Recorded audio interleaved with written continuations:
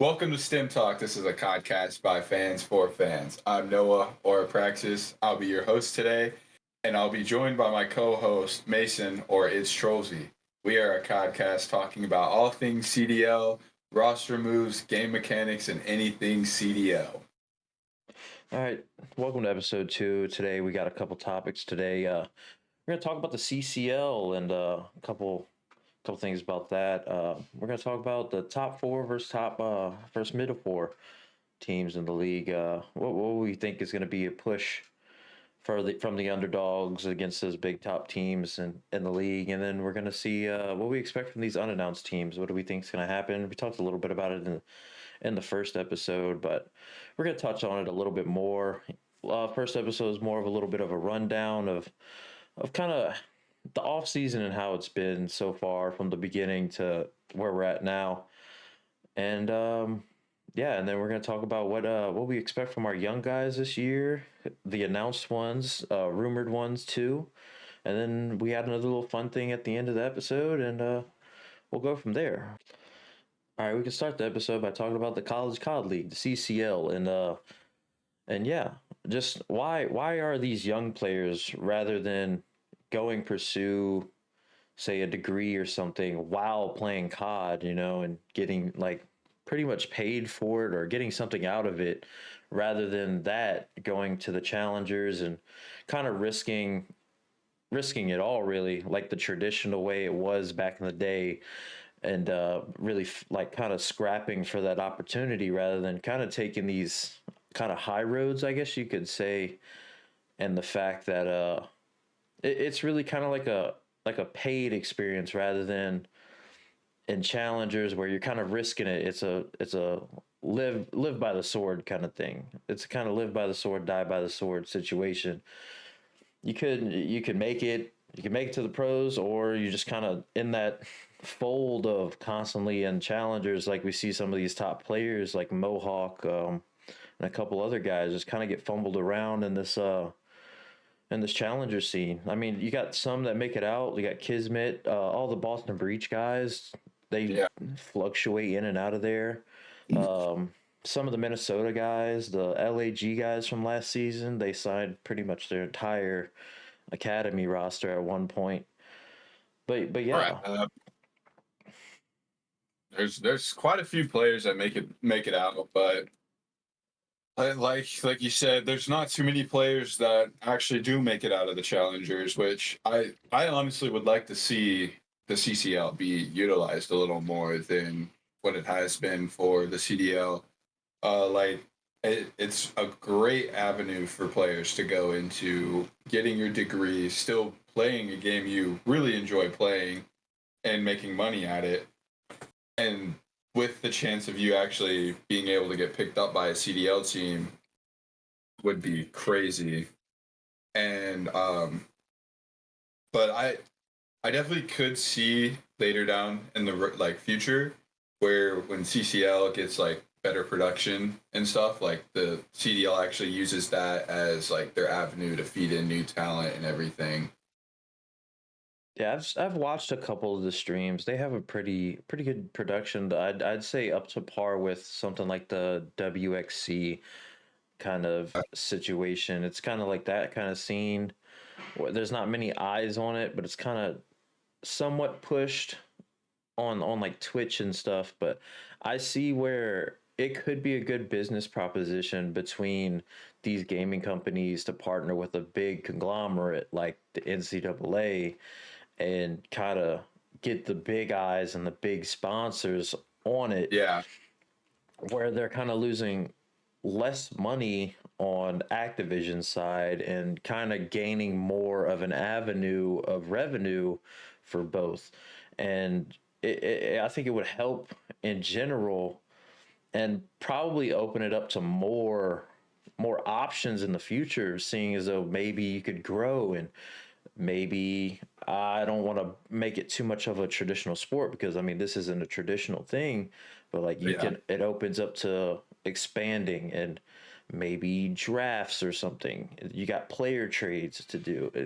You could turn it more into a traditional league, but it's not something traditional. The format that everybody really wants to see is that old school format of Yeah, busting the ass and open bracket and making it to Sunday and everything. that's kind of why I think all these kids are not going into the CCL. They grew up watching all these guys bust their ass to get into all through the open bracket into Sunday, winning the tournament and getting picked up by a bigger team than what they were on. And so they see that, they're like, all right, we have to do the exact same thing. They're not trying to push this change into the league where that change could be something really good for the league. With getting eyes from NCAA into the CDL would grow the CDL tremendously. Yeah, I think it could be a nostalgia fact seeing like most of those guys in challengers are kind of like us, grew up watching it, seeing the Scumps, the Dades, the Crims, the Karmas, the Formals, and seeing what they did and wanting to replicate it and grow their own brand and not have it attached to something else. Yeah, But I think it would benefit them in the long run, and it would kind of have that safety blanket of like just in case, because you have some of these challengers guys who are coming out and talking about how the pay's not there and it's kind of hard to. And most of these guys have jobs; they work day jobs and everything. So I think it's one way to definitely kind of enhance the younger guys and still kind of have a funnel league into the CDL or into the pros or anything. Even going into challengers, at least it's a yeah, I think it's a better way, and it's a better way for these younger guys to get the eyes on them, and as well as make a career, even if it so happens to be outside of Call of Duty. yeah.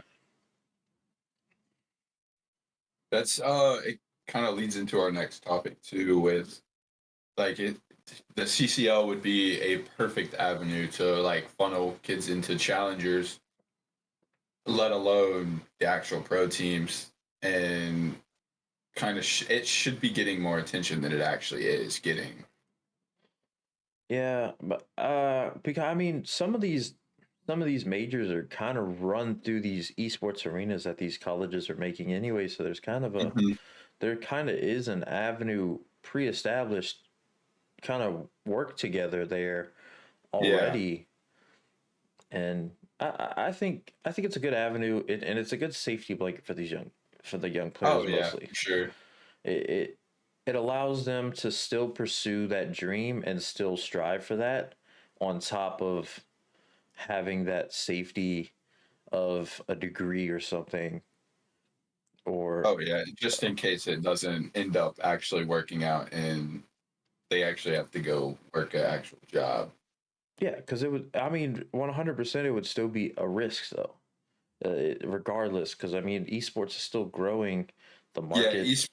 esports is a risk as it is sits right now. In the future, maybe not, but we aren't there yet. Yeah, the Still market very new.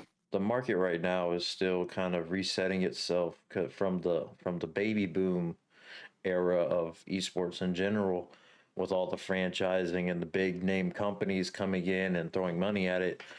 And kind of now the market's going to shift. We see it. A lot of esports aren't keeping money, and it's hard to keep the thing afloat. And Yeah, these big companies don't want any part of it. So right now, esports as a whole is kind of like a uh something you want to get close to, but you don't want to touch it yet. It's we're sitting in no man's land right now with Yeah, esports. yeah. We're at a standstill on the market, and I think with that being said, the market's kind of slowing down, and a lot of these players are getting less money than what they would have before whenever the market was Yeah, booming. And I think this is kind of what we need. We need a reset, but I think the CCL would kind of help with that reset and get the yeah, for mindset of sure. players kind of back on track, and it not all be about the money. And Hmm. or some of it about the money. You still have those traditional players that they really want to win, and that's their main goal is to win and submit a legacy for themselves. So Yeah. Yeah, if only we could go back to like the CWL or whatever it was before that. So I'm fairly new to this competitive Call of Duty scene. yeah, like back in the day with the MLG and everything, you can watch old heads talk about it and how they used to have to do game battles to get points to they had to play their game battles to qualify for MLG tournaments and stuff like that.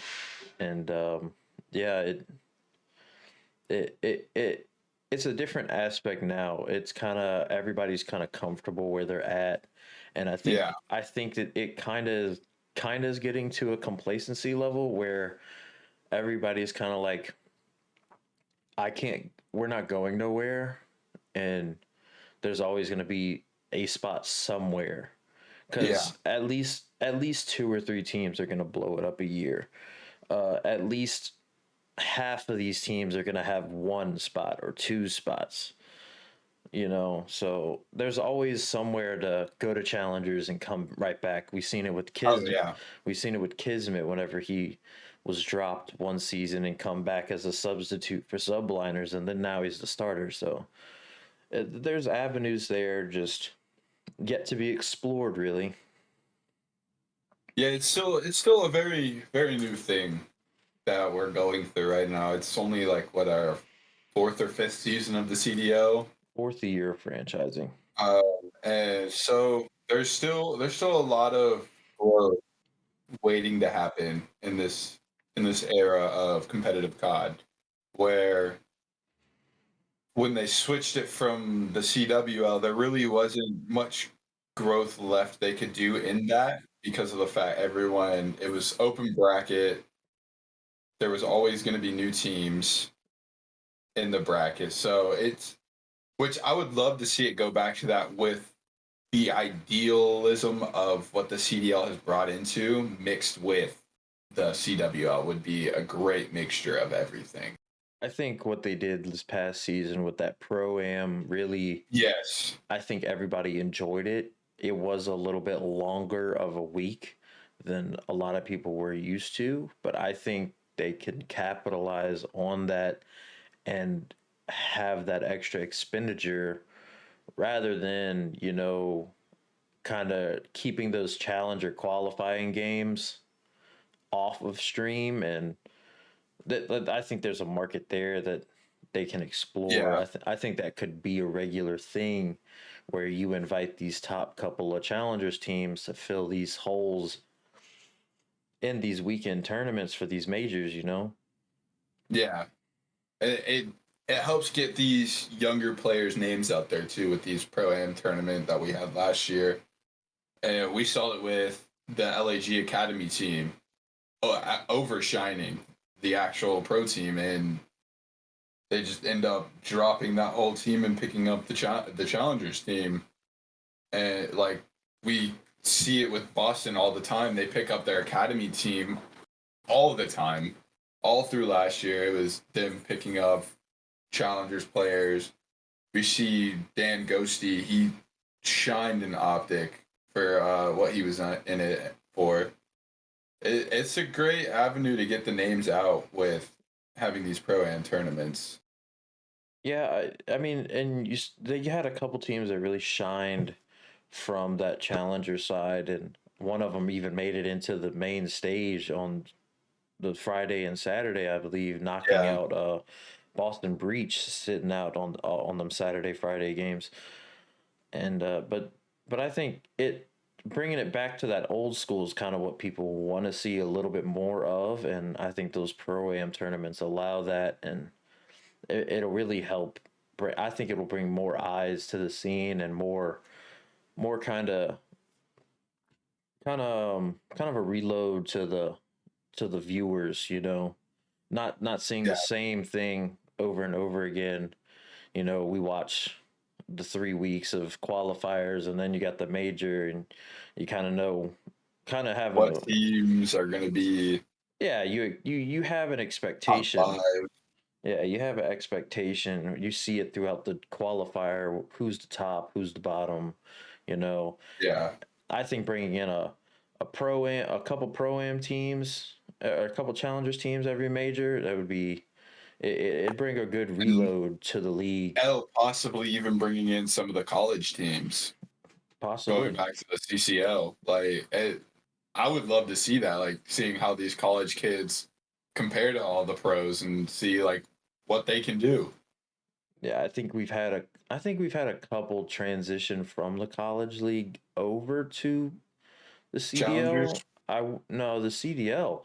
I think we've had maybe one or two transfer over, and they talked about as college guys, and they've performed somewhat well this time. I'm pretty sure they're still in the league. You got Mo from Mutineers going over Oh playing in yeah, the CCL now. So I mean, it's a good little back and forth kind of thing.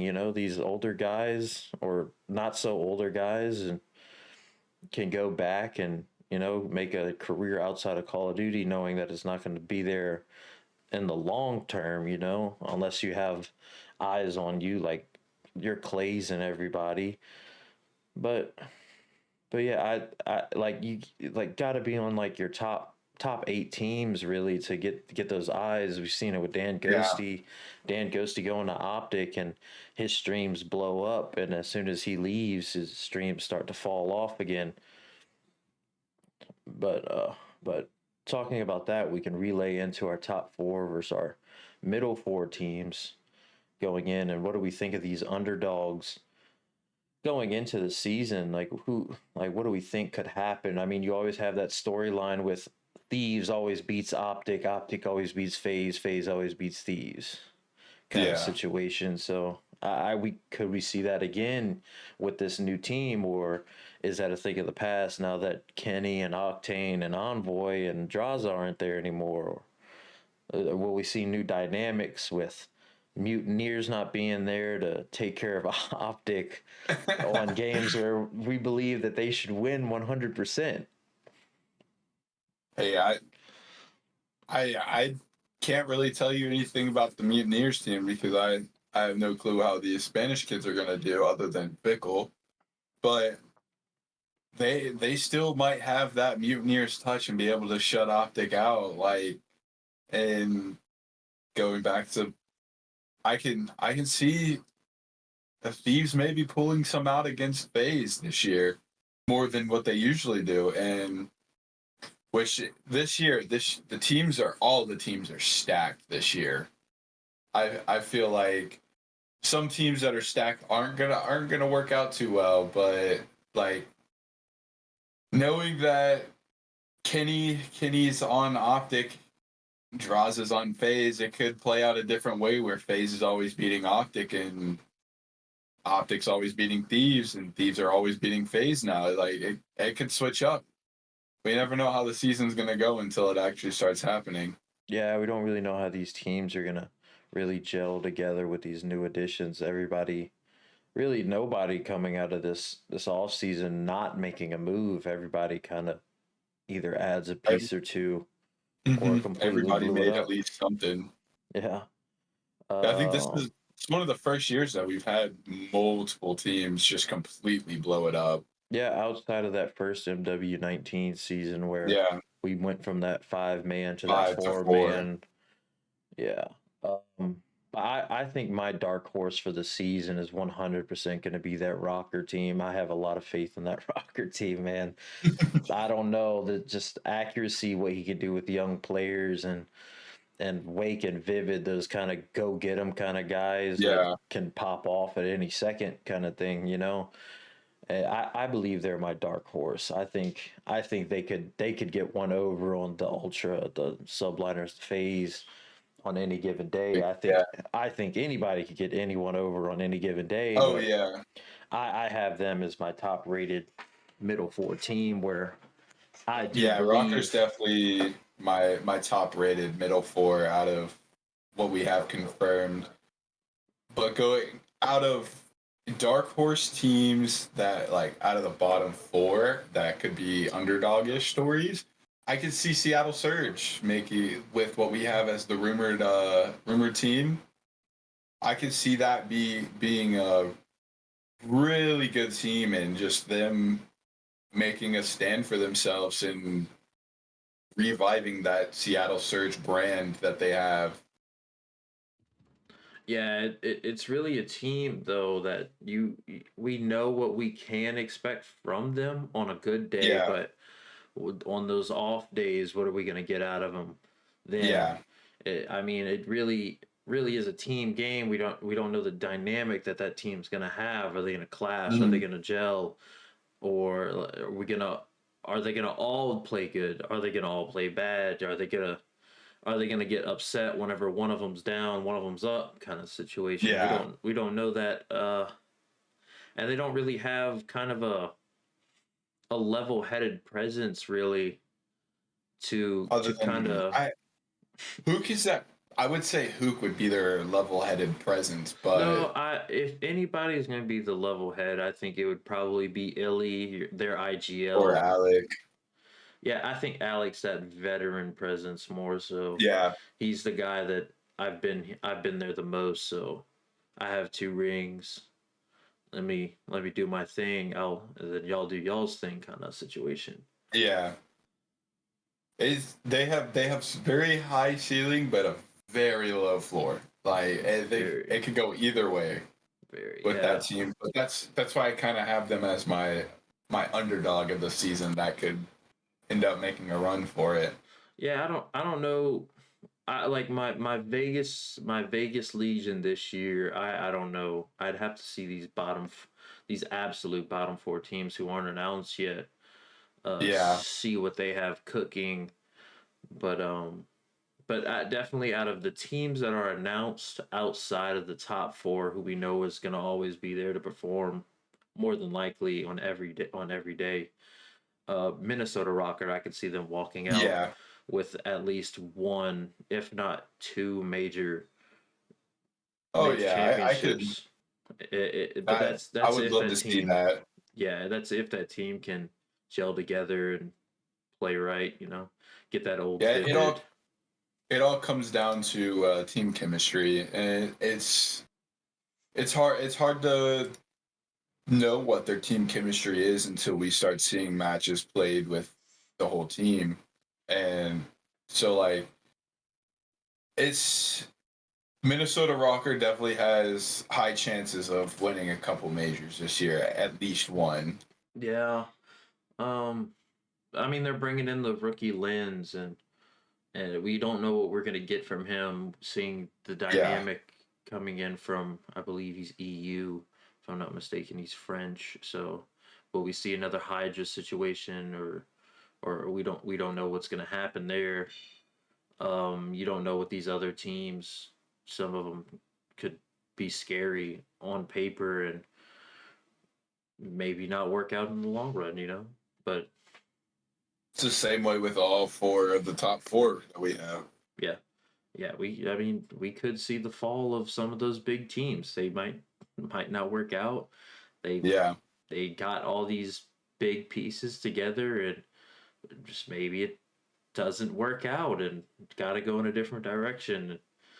Uh, it's kind of a risk going for those big names and maybe working out and maybe not. Like, what do you do in that situation? But that's where these kind of mid 4 teams are going with these younger, unestablished guys, these new people kind of coming into the league. You got Snoopy with Boston Breach. You got Joey D and Dan Ghosty with Thieves. You got Lens with Minnesota Rocker. You got all the guys on Heretics who've never really been in the league before. We don't know what we're gonna get from them, and I mean it's kind of a big rookie class coming into this season where these past couple of seasons we really haven't had much of rookies outside of Scrap, and we had Pred and Sib, and that was about it for these past 2 seasons. yeah. It's been there hasn't been too many rookies in the past few years with coming into the league. But I have some I wouldn't say high hopes for the new guys, but definitely I could see some of them shining brighter than most of them coming into this year. Like obviously we know Dan's gonna do good. He's a phenomenal player. I We didn't really get to see Joey D perform too much last year, only because he wasn't on too like a good team really. And I like seeing him on a new roster where he can actually improve and do something with that team. And then we saw Snoopy for only one major last year or during champs. And from what I saw watching it, he looked pretty nasty. And I'm excited to see what he does this year. And I hope everything is really good for him and him having Slasher and Priesta on his team for that backbone to train him up to be this top tier player is very good for him.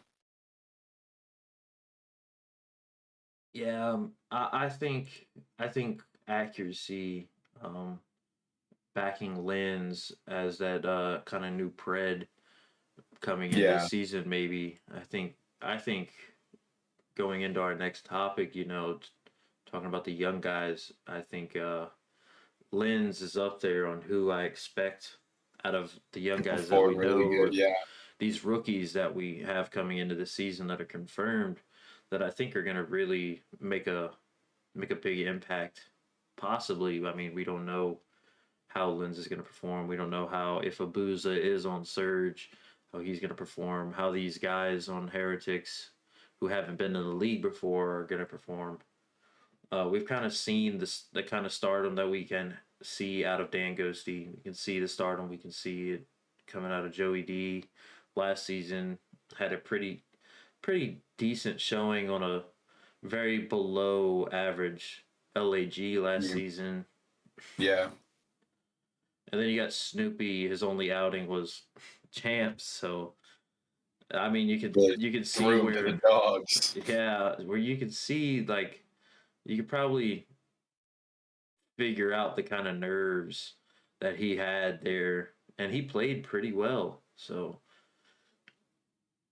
Yeah, I'm excited to see what Snoopy brings to the table this year, what Lens brings to the table, and obviously I'm excited to see how Dan Ghosty and Joey D mesh well together, if they mesh well together or not. Like it's going to be a fun year to watch with all these new guys coming in, and just hopefully they get the eyes on them to possibly make it to a top four team. yeah, and I mean, not knowing where these other guys are going to go. I mean, I think a young guy that I think deserves a shout, Fame. I think we could see either Yeah, Gwen or Wardy come in. I mean, I don't know if we'd consider them rookies or younger guys, but I could see them, if they're considered rookies, making it a run for 'em. We got Wardy toward the end of the year with NYSL filling in for, I believe it was Preston and or Priesta, and did he did pretty well in that game against Boston Breach that I had watched him play. You had Gwen with Surge fill in a couple times here and there, I believe. So I mean, you got these guys with some experience, these young guys, younger rookies, and stuff, getting in there, getting in the mix and everything. So I mean, maybe we'll see some of these bottom four take the risk and make a jump at these younger guys. would definitely like to see these bottom fours teams go after these younger guys with maybe one older player just so they have that experience on the team to help build these younger players up to being these superstars like we have with Shotzi, Abizi, Sims, Celium, Scrap in that aspect. And it would be nice to see these bottom four teams that don't have that much money to spend on these top tier players go with that. Let's start fresh with new young players and make a run with it. Yeah, I think there's definitely, and if these bottom four teams want to go the less lucrative on in the money aspect route, I think they should take a shot on these guys like Fame, Wardy, Gwyn, and kind of let them have a chance and let them shine. I mean, there could be some good sub duos out there. I mean, Wardy, I think played that flex role pretty well whenever I watched him. So maybe give him a shout. Give him somebody to take him under their wing and pair him with another young guy and maybe build a core around him Yeah, and maybe build somewhat of a dynasty. we've seen how Optic enjoys building dynasties over there. I'd like to see some of these other teams start to try to build something to replicate that uh, quote unquote dynasty team that they can have for multiple years and win multiple tournaments and possibly win multiple champs with them. Yeah, I'd like to see younger players get in.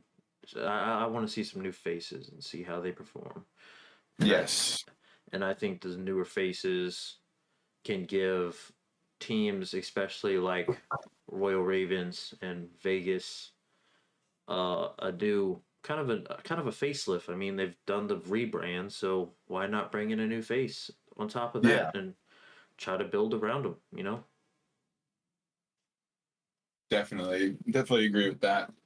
I definitely want to see some good stuff out of the Royal Ravens this year after seeing them have 3 lackluster years and just not performing too well. And we know the whole thing with LAG last year, where it talks about them not being in the league this year and not willing to spend that much money to continue in the league. They could pick up 4 super young players and possibly do something really good. Yeah, I think the Royal Ravens are going to be a big fan favorite. I think I'll be rooting for them this year, Yeah, along with Minnesota Rocker. I'm gonna be rooting for them. I just like that team right that now team is on really nice. on paper. It just looks Mm-hmm. appealing to me, and of course I'm gonna cheer on my thieves. So so yeah. Now that we got the business out the way, we can do our little fun thing we have for the day. Um, best and a lot of people have been going around on social media talking about best and worst gamer tags around the pro scene. I think there's a couple of them out there that are pretty good. Some of them pretty bad. Uh, what do you got? What do you think? Some good names. I definitely the old school before Karma became super big. Karma's up there for your. Yeah, I like Karma. I like Karma's name. That one, and then obviously I gotta go with my man Scrap. That name's just it's it's something that you don't see all the time, and it's just out of ordinary. You don't see too many people calling themselves basically trash. Yeah, yeah. Uh, I guess. I'd go with a guy like Octane. You know, Yeah, Octane was a good one. for someone who plays at a slower rate and is known as somebody who sits in one spot all game and have a name like Octane, something known for speed, you Speed. know. I think The Apex Legends Octane. Speed is his exactly, only thing. exactly. And I like Nade Shot. I always liked Yeah. I always liked that name. What's a couple Hmm. bad ones you think you can think of? Some bad ones. Yeah, some bad Oh, ones. ooh, this is hard. I people running with like their actual names as their gamer tags is kind of like overdone in my opinion. Yeah, I've seen a lot of people say John Yeah. as the bad one. I got one for you. Fast baller with a 5. Who is that? What? The this player used to play for Havoc Esports. Oh yeah, see, before my time of watching Pro Call of Duty. Probably so. There's one more that I had seen that I thought was good, or bad, good in a bad way. I thought it was bad, but it was funny to me, so it made it good. Oh, here's one for you. Human Jesus. Yeah, that's Oh, that's a pretty oh, bad one. Simps gamer tag simp. That's knowing the connotation behind the word simp. Yeah, it's not that's not too good of a gamer tag. Going to the newer players. Here, I'll give you one more that I have found. It's Oog. Ooh, nice. OOG. Oog. That Yeah, is that's a weird one. That is that definitely is a weird one. his gamer tag. All right, Oh, that well, is. I think that's gonna do it for this episode 2. Kind of a quick one. A lot of topics, seeing as though it's a very slow off season. Um, but yeah, we'll dig up more information as stuff comes out and keep making some episodes, and hopefully y'all keep watching. Noah, got anything to add? Yes, this is the first episode you guys are watching. Please go back and watch our first episode. It's we talk about a lot of stuff there, and it's a really good episode. I'd really enjoy if you guys stick around to come watch the next episode we release and just stay along for the ride. I hope you guys enjoyed the video, and y'all have a nice night. All right, see you on the next one. Appreciate it, guys.